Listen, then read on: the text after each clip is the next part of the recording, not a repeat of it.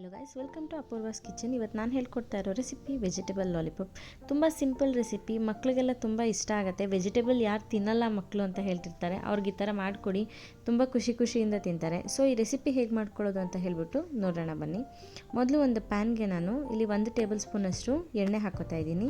ಎಣ್ಣೆ ಕಾದ್ಮೇಲೆ ಇದಕ್ಕೆ 2 ಹಸಿಮೆಣಸಿನ್ಕಾಯಿನ ಸಣ್ಣದಾಗಿ ಕಟ್ ಮಾಡಿಬಿಟ್ಟು ತೊಗೊಂಡಿದ್ದೀನಿ.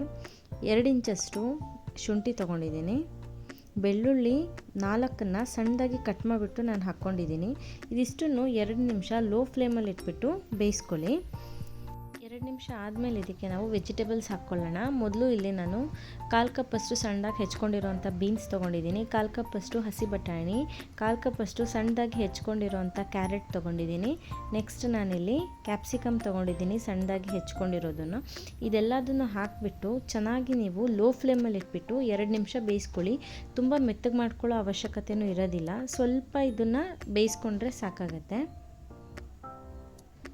ನೋಡಿ, ಇಷ್ಟು ಬೆಂದರೆ ಸಾಕು. ಇದನ್ನ ಇವಾಗ ತಣ್ಣಗಾಗೋದಕ್ಕೆ ಎತ್ತಿಟ್ಕೊಳ್ಳಿ. ನೆಕ್ಸ್ಟ್ ಈಗ ನಾನು 3 ಮೀಡಿಯಮ್ ಸೈಜ್ ಆಲೂಗೆಡ್ಡೆನ ಬೇಯಿಸ್ಬಿಟ್ಟು ತುರಿದಿಟ್ಕೊಂಡಿದ್ದೀನಿ. ಇದಕ್ಕೆ ನಾವು ತಣ್ಣಗೆ ಮಾಡಿ ಇಟ್ಕೊಂಡಿದ್ವಲ್ಲ ತರಕಾರಿನ, ಅದನ್ನು ಹಾಕಬೇಕು. ಪೂರ ತಣ್ಣಗೆ ಮಾಡೇ ಹಾಕ್ಕೊಳ್ಳಿ, ಬಿಸಿ ಇರುವಾಗ ಆಲೂಗೆಡ್ಡೆಗೆ ಹಾಕೋದಕ್ಕೆ ಹೋಗಬೇಡಿ.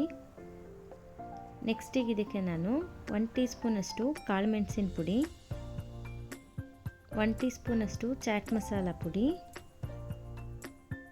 1 ಟೀ ಸ್ಪೂನಷ್ಟು ಧನಿಯಾ ಪುಡಿ, 1 ಟೀ ಸ್ಪೂನಷ್ಟು ಜೀರಿಗೆ ಪುಡಿ, 1 ಟೀ ಸ್ಪೂನಷ್ಟು ಗರಂ ಮಸಾಲ ಪುಡಿ.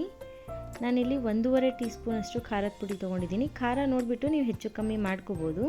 ಅರ್ಧ ಟೀ ಸ್ಪೂನಷ್ಟು ಅರಿಶಿಣದ ಪುಡಿ, ಕಸೂರಿ ಮೇಥಿ ಒಂದು ಸ್ವಲ್ಪ ತೊಗೊಂಡಿದ್ದೀನಿ. ಇದೆಲ್ಲದಕ್ಕೂ ನೀವು ಸ್ವಲ್ಪ ಕೊತ್ತಂಬರಿ ಸೊಪ್ಪು ಸಣ್ಣದಾಗಿ ಹೆಚ್ಚಿರೋದನ್ನು ಹಾಕಿಬಿಟ್ಟು ರುಚಿಗೆ ನೋಡಿಬಿಟ್ಟು ಉಪ್ಪನ್ನು ಹಾಕ್ಕೊಳ್ಳಿ. ನೆಕ್ಸ್ಟ್ ಇದನ್ನು ಚೆನ್ನಾಗಿ ಮಿಕ್ಸ್ ಮಾಡ್ಕೊಳ್ಳಿ.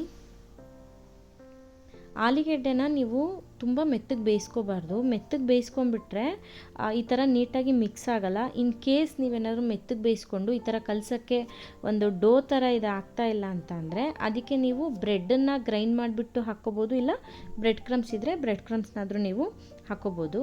ನೋಡಿ, ಈ ಥರ ಪಾಪ್ಸ್ಟಿಕಲ್ ಸ್ಟಿಕ್ ಸಿಗುತ್ತಲ್ಲ, ಅಥವಾ ಐಸ್ ಕ್ರೀಮ್ ಸ್ಟಿಕ್ಸ್ ಅನ್ಬೋದು. ಇದು ಈಸಿಯಾಗಿ ಅವೈಲಬಲ್ ಇರುತ್ತೆ ಅಂಗಡಿನಲ್ಲಿ. 5 ರೂಪಾಯಿ 10 ರೂಪಾಯಿಗೆಲ್ಲ ಇಷ್ಟು ಸಿಗುತ್ತೆ. ನೆಕ್ಸ್ಟು ಅದನ್ನು ತಂದಿಟ್ಕೊಂಡು ನೀವು ಈ ಥರ ನೋಡಿ, ಈ ಥರ ಉಂಡೆ ಮಾಡ್ಕೋಬೇಕು. ಇದಕ್ಕೆ ಆ ಸ್ಟಿಕ್ ಇರುತ್ತಲ್ಲ ಅದನ್ನು ಇನ್ಸರ್ಟ್ ಮಾಡಿಬಿಟ್ಟು ಚೆನ್ನಾಗಿ ಬೈಂಡಿಂಗ್ ಮಾಡ್ಕೋಬೇಕು. ಮಧ್ಯದಲ್ಲಿ ಸ್ಟಿಕ್ ಬರಬೇಕು, ಎಲ್ಲ ಕಡೆ ನೀಟಾಗಿ ಮಾಡ್ಕೋಬೇಕು. ನೀವು ತುಂಬ ಜಾಸ್ತಿನೂ ತೊಗೋಬೇಡಿ, ಎಷ್ಟು ಬೇಕು ಅಷ್ಟೇ ತೊಗೊಳ್ಳಿ. ಯಾಕಂದರೆ ಆ ಸ್ಟಿಕ್ಕು ಹೋಲ್ಡ್ ಮಾಡಬೇಕು ನಾವು ಮಾಡಿರೋ ಅಂಥ ಡೋನ. ನೋಡಿ, ಈ ಥರ ಮಾಡ್ಕೋಬೇಕು. ಇವಾಗ ನಾನು ಮಿಕ್ಕಿದ ಎಲ್ಲದನ್ನು ಇದೇ ಥರ ನಿಮಗೆ ಮಾಡಿಬಿಟ್ಟು ತೋರಿಸ್ತೀನಿ ನೋಡಿ.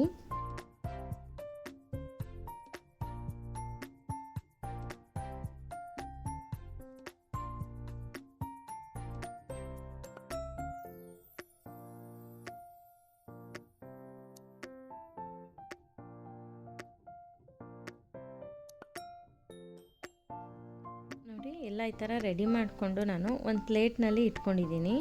ಇವಾಗ ಏನು ಮಾಡಬೇಕಂತ ಅಂದರೆ, ನೀವು ಒಂದು ಬೌಲ್ಗೆ ನಾನು 3 ಟೇಬಲ್ ಸ್ಪೂನಷ್ಟು ಮೈದಾ ಹಿಟ್ಟನ್ನ ತಗೊಂಡಿದ್ದೀನಿ. ಇದು ಬೈಂಡಿಂಗಿಗೋಸ್ಕರ. ಇದಕ್ಕೆ ನೀವು ಸ್ವಲ್ಪನೇ ನೀರು ಹಾಕ್ಕೊಂಡು, ತುಂಬ ತೆಳ್ಳಗೂ ಅಲ್ಲ ಮತ್ತು ತುಂಬ ಗಟ್ಟಿನೂ ಅಲ್ಲ, ನಾನು ತೋರಿಸ್ತೀನಿ ಆ ಕನ್ಸಿಸ್ಟೆನ್ಸಿನಲ್ಲಿ ನೀವು ಇದನ್ನು ಹಿಟ್ಟನ್ನ ಕಲಿಸ್ಕೋಬೇಕು. ನೋಡಿ, ಈ ಕನ್ಸಿಸ್ಟೆನ್ಸಿ ಇದ್ದರೆ ಸಾಕು. ನಾವು ರೆಡಿ ಮಾಡ್ಕೊಂಡಿರ್ತೀವಲ್ಲ ಅದನ್ನು ಮೊದಲು ಈ ಹಿಟ್ಟಿನಲ್ಲಿ ನೀಟಾಗಿ ಎತ್ಕೊಳ್ಳಿ. ಇದರಲ್ಲಿ ಚೆನ್ನಾಗಿ ಕೋಟ್ ಮಾಡ್ಕೋಬೇಕು ನೀವು, ಇಲ್ಲ ಅಂತ ಅಂದರೆ ಎಣ್ಣೆಲಿ ಹಾಕಿದಾಗ ಎಲ್ಲ ಬಿಟ್ಕೊಂಡ್ಬಿಡತ್ತೆ.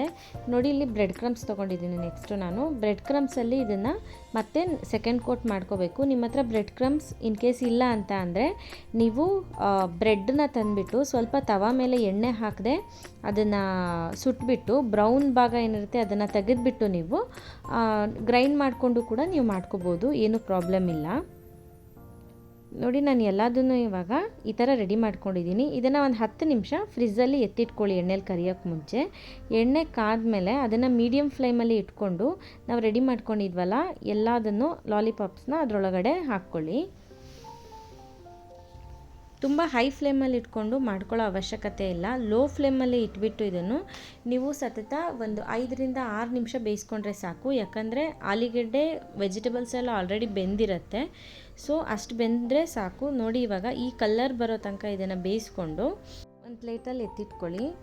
ನೋಡಿ ಎಲ್ಲದನ್ನು ನಾನು ಬೇಯಿಸ್ಕೊಂಡಿದ್ದೀನಿ. ಇಷ್ಟು ಕಲರ್ ಬಂದರೆ ಸಾಕು. ಇದನ್ನು ಮಾಡಿಕೊಡಿ, ಮಕ್ಕಳಿಗೆಲ್ಲ ತುಂಬ ಇಷ್ಟ ಆಗುತ್ತೆ. ಸೊ ಇವತ್ತು ನಾನು ಮಾಡಿದ ರೆಸಿಪಿ ನಿಮಗೆಲ್ಲ ಇಷ್ಟ ಆಗಿದೆ ಅಂತ ಅಂದ್ಕೊಂಡಿದ್ದೀನಿ. ಇಷ್ಟ ಆಗಿದ್ರೆ ನನ್ನ ಚಾನಲ್ಗೆ ಸಬ್ಸ್ಕ್ರೈಬ್ ಆಗಿ, ಹಾಗೆ ಲೈಕ್ ಮತ್ತು ಕಮೆಂಟ್ ಮಾಡೋದನ್ನು ಮರಿಬೇಡಿ. Thank you for watching this video.